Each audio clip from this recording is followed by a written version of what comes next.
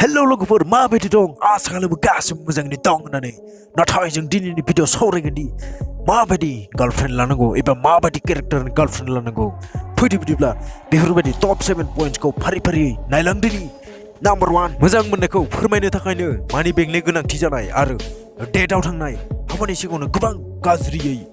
रां खरसा खालामनाय नम्बर 2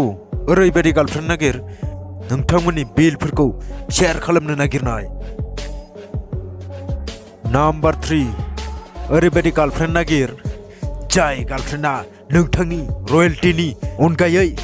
प्रब्लेम्सनि सोमोन्दै सोंनाय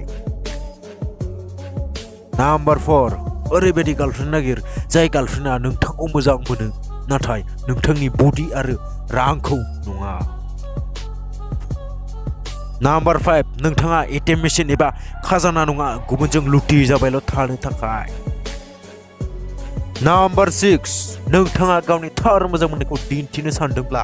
अब्ला नोंथांनि पार्टनारनो गासैखौबो शेयार खालामनो नांगौ नम्बर 7 सासे हौवासानि थाखाय बिथांनि सन्मानाबो मोनसे जोबोद गिदिर गिफ्ट बेखौ हिन्जावसाफोरा होनो हायो पढ़ाई लिखाई में ध्यान लगाओ आईएएस बनो और देश को संभालो लेकिन नहीं